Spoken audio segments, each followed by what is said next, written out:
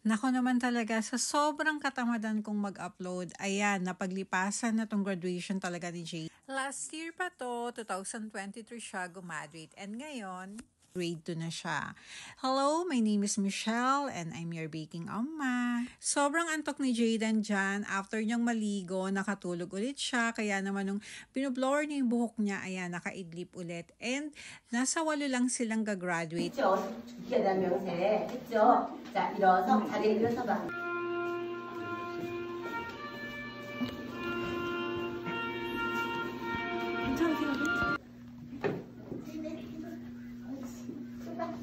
조금만 더 뒤로. 옳지. 조금만 더 뒤로. 옳지. 졸업정서 성명 김재희님. 이 어린이는 본 어린이집에서 소중히 교육을 받았으므로 이에 진술을 수여합니다. 2023년 2월 22일 아침 우리 어린이집 원자 허현미 대도. 생일 축하해. 옳지. 인사하고 생일. 어이야. 인사. 옳지. 저희들 인사해야 돼. 아빠, 엄마한테 고맙습니다. 인사. 어이야. 성명 신은재. 은재 나와라. 신은재. 이 어린이는 본 어린이집에서 소중히 교육을 달송달송 탐구상 이름 김재희된 위 어린이는 항상 반짝이는 생각들로 친구들에게 새로운 가치와 놀라움을 주었기에 이 상을 주어 칭찬합니다. 2023년 2월 22일 아침누리 어린이집 허연미 대도. 제일 축하해요. 네, 고맙습니다. 네, 엄마 아빠 드립니다.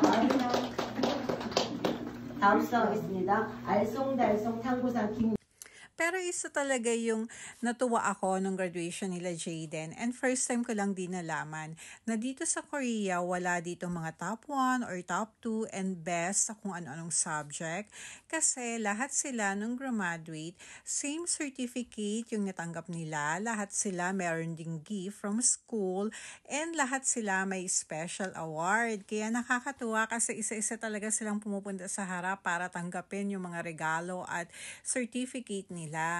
And hindi nakaka-stress sa mga bata yon dahil walang competition na nagaganap. So, lahat sila pantay-pantay lang, pati yung mga regalo nila. Kaya nakakatuwa.